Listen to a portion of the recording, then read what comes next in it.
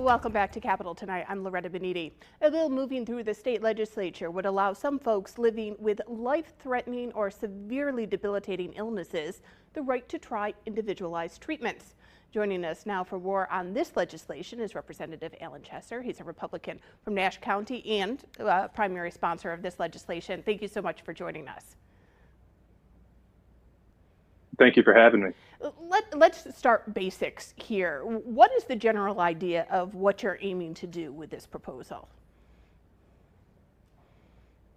So it's not earth-shattering.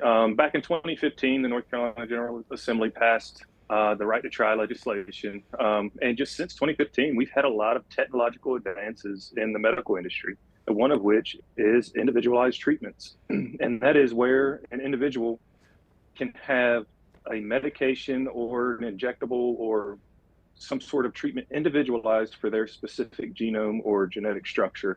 That doesn't qualify under the 2015 law under the Right to Try Act. So all we're doing is making that available because those individualized treatments will never add up to what the FDA will recognize as a full sample size for one of their trials. So we don't want to necessarily change what the FDA does. We think those checks and balances are there for a reason and to provide safety and protocols to make patient outcomes better. We're just expanding the access to this very valuable technique and technology to patients who desperately need it. As you said, listen, there's not going to be full trials on these individualized things. So this is often a very personal decision by the person who's wanting to do this and their caregiver, whether or not they want to try something like this. Yeah, so this is an individualized decision that's going to be made under the direct supervision of a physician, a treating physician. It's not required that the treating physician have an expertise in the actual trial, but it is required that they've exhausted other treatment options for their condition and that it be recommended by the treating physician. You know, whenever we talk about changing a law for something like this, there becomes the question, okay, does an insurance company have to cover something like this that is experimental? And they don't under this proposal. Yeah, you're correct. There's no obligation for a payee or a payer, which would be the legal term for insurance providers or Medicaid, to cover this treatment. There's no prohibition that stops them from covering out of the goodwill of their own heart, but it's not required by the law. And we've seen in other states and with some of the current treatments that currently qualify under the Right to Try Act, that sometimes these payers do pick up the bill, but it's not required by law.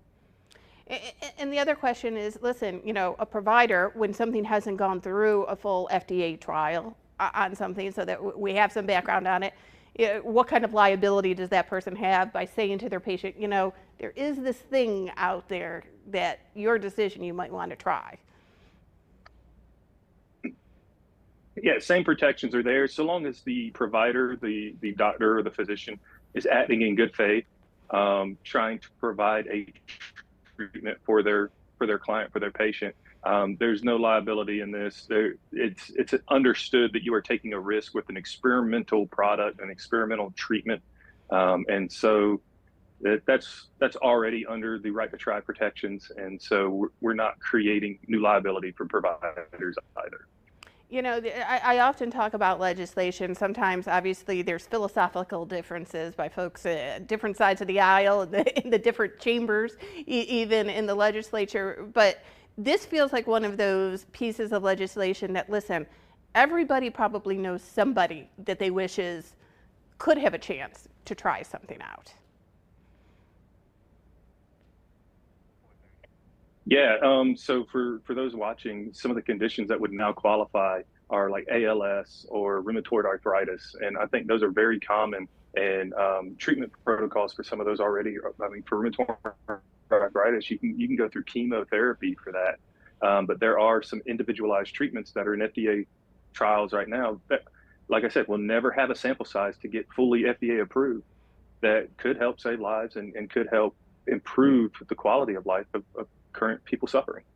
So just finally, where does this legislation stand right now? I'm right that both the House and Senate are moving individual pieces of this legislation?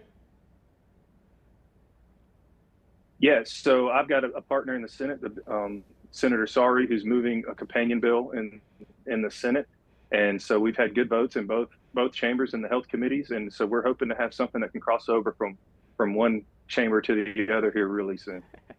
Well, this is that type of legislation that there's a lot of folks who are going to be listening to this tonight and following along with this. I appreciate you joining us to give us a little bit of insight about it. I appreciate you guys having me, and I appreciate the encouragement on this particular piece of legislation. Thank you, guys. Okay.